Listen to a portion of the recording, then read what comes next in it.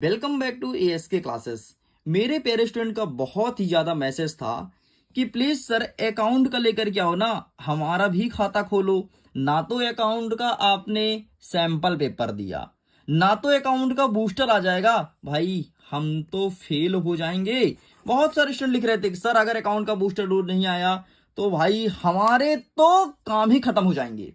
Sir please account का booster dose लेकर के आइए। एंड फाइनली अब तुम्हारे सामने आ चुका है बूस्टर डोज। अगर तुमने अकाउंट का पेज भी नहीं पलटाया है, ये बूस्टर डोज पेपर फोड़ने में हेल्प करेगा। अगर तुम्हें अकाउंट का थोड़ी भी नॉलेज है, तुमने कुछ भी पढ़ रखा है, लिटरली इसको देखने के बाद तुम्हारे परसेंटेज अच्छे बनेंगे। एंड यहां से बहुत सारे क्वेश्चन हूबहू आपके क्वार्टरली एग्जाम वर्ष 2025 में देखने को मिलेगा। तो ये रहा बूस्टर डोज लेखा शास्त्र का। तो शुरू करते हैं सारे क्वेश्चन को शुरू से और देखते हैं कौन कौन सा आ रहा है और किस प्रकार से आ रहा है, मैं समझा भी दूंगा।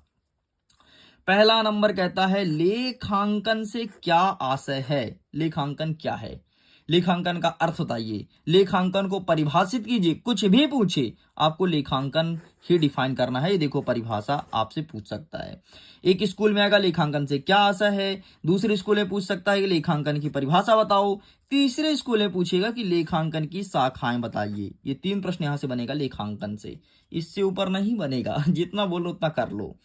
नेक्स्ट कहता है कि चल संपत्ति किसे कहते हैं। चल संपत्ति क्या होता है और व्यापारिक वट्टा किसे कहते हैं। व्यापारिक वट्टा किसे कहते हैं, चल संपत्ति किसे कहते हैं, ये आपके एग्जाम में देखने को मिलेगा। हमारा तीसरा नंबर कह रहा है कि व्यापारिक वट्टा तथा नगद वट्टा में कोई 3 अंतर स्पष्ट करो। क्या होता है व्यापारिक वट्टा और नगद वट्टा। वट्टा को अच्छे से पढ़ लेना, चाहे व्यापारिक हो या नगद, 100% मार्किंग होगी आपके स्कूल में, ध्यान रखिएगा। आगे बढ़ते हैं। लेखांकन का उद्देश्य, लेखांकन की विशेषताएं, लेखांकन की सीमाएं। अब जरा मेरी बात को ध्यान से सुनो। कुछ स्कूल के टीचर क्या करेंगे कि क्वेश्चन को घुमाएंगे। भाई टीचर हैं वो, है ना, घुमाएंगे आपको। कैसे, ये नहीं कि तुम्हारा हाथ पकड़े घुमाएंगे। वो बोल देंगे कि चलो लेखांकन के लाभ बताओ, और जैसे ही लाभ बोले तो तुम उठा के पटक देना सारी विशेषताएं, तुम्हें पूरा नंबर मिलेगा, क्योंकि विशेषता और लाभ सेम चीज है। कुछ टीचर और घुमाएंगे, बोलेंगे चल भाई लेखांकन की हानि बताओ, तो जितनी सीमाएं हैं लिख देना, बस तुम्हें पूरे नंबर मिलेंगे। कुछ टीचर और घुमाएंगे, बोलेंगे चल भाई लेखांकन की कमियां बता, तो सीमाएं लिख देना। लो, मैं तुम्हारे कॉन्सेप्ट को क्लियर कर दिया। लिखना वही है, टीचर घुमाते बहुत हैं। नेक्स्ट पूछेगा GAAP क्या है, CGST क्या है, SGST क्या है, IGST क्या है, ये चीज हमें बताना है। तो अलग अलग आएगा अलग अलग स्कूलों में। कुछ स्कूल में GAAP आ जाएगा, कुछ स्कूल में SGST आएगा, कुछ में CGST, कुछ में IGST, लेकिन आएगा अलग अलग, ध्यान रखिएगा। आगे कहता है 6वां नंबर, GST इनपुट आउटपुट क्या है। GST इनपुट और GST आउटपुट ये क्या होता है, इसको डिफाइन करना होगा। आगे हमारा 7वां नंबर कहता है लेखांकन प्रमाप की 4 विशेषताएं लिखनी है, या फिर लेखांकन प्रमाप की 4 लाभ लिखनी है।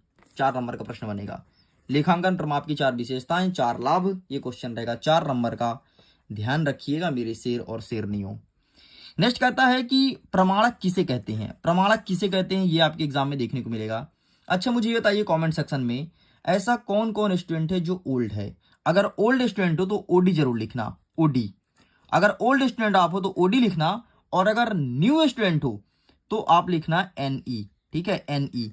न्यू हो तो एनई लिखना, और ओल्ड हो तो ओडी लिखना।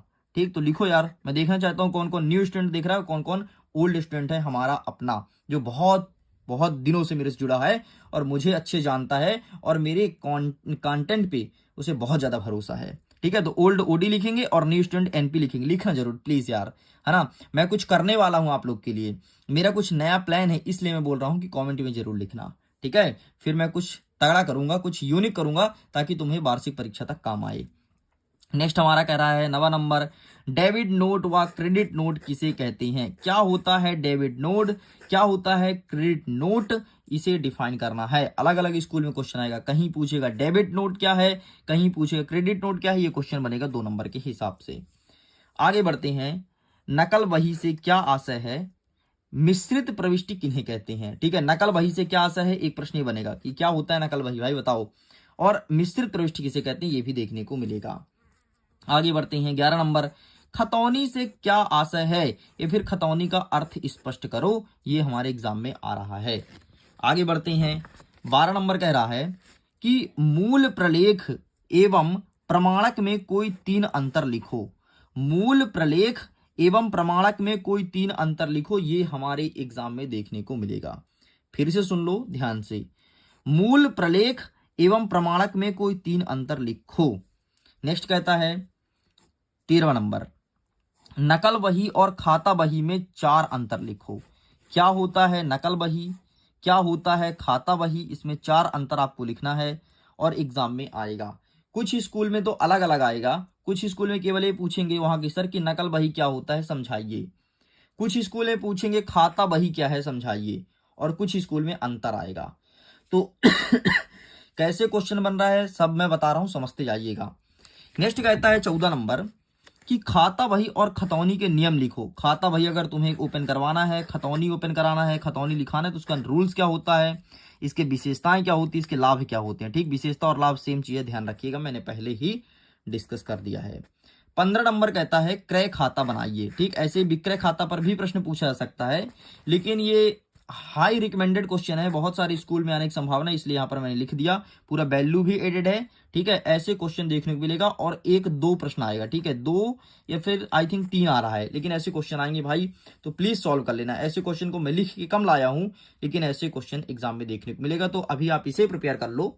ठीक है, बाकी कुछ और भी देख लीजिएगा समय बचे तो। आगे बढ़ते हैं 16 नंबर कह रहा है कि खुदरा रोकड़ वही क्या है। खुदरा रोकड़ वही क्या है, इसे डिफाइन करना है। अब देखिए स्टूडेंट्स, अगर आपको इसका पीडीएफ डाउनलोड करना है, क्या पीडीएफ, तो पीडीएफ का लिंक मिलेगा आपको वीडियो के डिस्क्रिप्शन बॉक्स में, साथ में मैं टेलीग्राम पर एक वीडियो सेंड करूंगा, जिसको देख करके आसानी से आप इसके पीडीएफ को डाउनलोड कर सकते हो। 17 नंबर कह रहा है क्रय व विक्रय रोचना मच से क्या आशय है। ठीक है, क्रय और विक्रय से क्या आशय है, ये चीज हमें बताना है। 18 नंबर कहता है प्राप्य बिल व देय बिल रोचना मच से क्या आशय है। प्राप्य बिल क्या होता है, देय बिल रोचना मच क्या होता है, ये एग्जाम में देखने को मिलेगा। 19 नंबर कहता है कि आंतरिक वापसी व बाह्य वापसी में 3 अंतर स्पष्ट करो। क्या होता है आंतरिक वापसी, क्या होता है बाह्य वापसी, यहां से क्वेश्चन हमारे एग्जाम में आएगा। 20वां नंबर कह रहा है कि सहायक बही के 3 लाभ बताओ। ठीक है, क्या होता है सहायक बही, इसके 3 लाभ बताना है। 21 नंबर कह रहा है कि खुदरा रोकड़ वही के 4 लाभ बताइए। ठीक है, क्या होता है खुदरा रोकड़ वही, इसके 4 लाभ बताना है, प्रॉफिट। नेक्स्ट कहता है कि खातों को संतुलित किस प्रकार से करते हैं। ठीक है, अगर तुम्हें अकाउंट का मैनेज करना है तो अकाउंट का मैनेज कैसे करोगे, उसका स्टेप बाय स्टेप बताना है तुम्हें, है ना। ये सब क्वेश्चन का आंसर तुम अपने से लिख सकते हो यार, तुम्हारा अकाउंट तो होगा ना बैंक में, तो तुम अपने खाता को मैनेज कैसे करते हो, बस वही तो तुम्हें लिखना है।